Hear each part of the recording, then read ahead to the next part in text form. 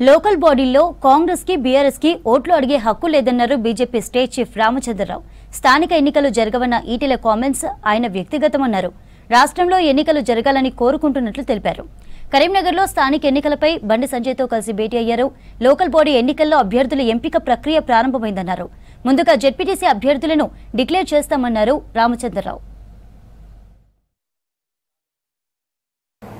తెలంగాణ బాగుపడాలంటే, తెలంగాణ గ్రామాలు బాగుపడాలంటే భారతీయ జనతా పార్టీ ప్రత్యామ్నాయం చెప్పేసి కూడా మీ ద్వారా నేను తెలంగాణ ప్రజలకు తెలియజేస్తున్నాను మిత్రులారా. ఈరోజు స్థానిక ఎన్నికలు రావటము ఇప్పటికే ఆలస్యమైంది.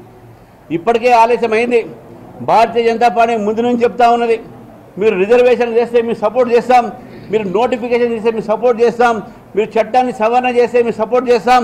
కానీ ఈరోజు మీరు తీసుకువచ్చినటువంటి సవరణ అప్పుడే చేస్తే ఏమయ్యేది? మీకు ఈరోజు ఇచ్చిన నోటిఫికేషన్ స్టార్టింగ్ చేస్తే అయిపోయేది కదా. భారతీయ జనతా పార్టీ బీసీ రిజర్వేషన్కు కట్టుబడి ఉంది. భారతీయ జనతా పార్టీ ఈరోజు ఈ ఎన్నికల్లో ప్రజల ఒక మన్నన పొందడానికి, ప్రజల ఆశీర్వాదం మేము తీసుకోవడానికి మేము మొత్తం కార్యకర్తలందరూ కూడా గ్రామాలకు వెళ్ళి ఈరోజు ప్రచారం చేస్తాం. మేము అన్నీ కూడా పోటీ చేస్తామని చెప్పి కూడా తెలియజేస్తున్నాం మిత్రులారా. ఫస్ట్ నుంచి కూడా భారతీయ జనతా పార్టీ కాళేశ్వరం విషయంలో 3 అంశాల మీద మేము మాట్లాడుతున్నాం. ఒకటి దాని నాణ్యత, రెండోది దాని యొక్క ఏదైతే కాంట్రాక్ట్ సంబంధించినటువంటి యొక్క ఎక్కడెక్కడ నిధులు పోయినాయి, పైసలు ఎవరెవరికి పోయినాయి, ఎక్కడి నుంచి పోయినాయని 2 అంటే దాంట్లో అవినీతి.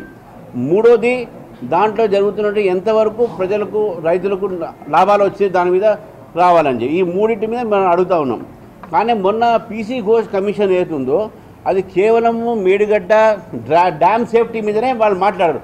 ఓవరాల్ ప్రాజెక్టు మీద లేదు. అది 3టికే ఇచ్చారు. కాబట్టి ఆ 3 డ్యామేజ్ అయినాయని చెప్పి నేషనల్ డ్యామ్ సేఫ్టీ అథారిటీ వాళ్ళకు చెప్పారు. కాబట్టి అది రిపేర్ చేయాల్సి ఉంది. అంత రిపేర్ వర్క్ అయితే పర్వాలేదు, కానీ రిపేర్ చేసే ముందు ఎంత అవుతుంది, ఎంత ఖర్చు అవుతుంది ముందే ప్రజలు చెప్పాలి. దాని ఏ కాంట్రాక్టర్కి ఇస్తున్నావు చెప్పాలి.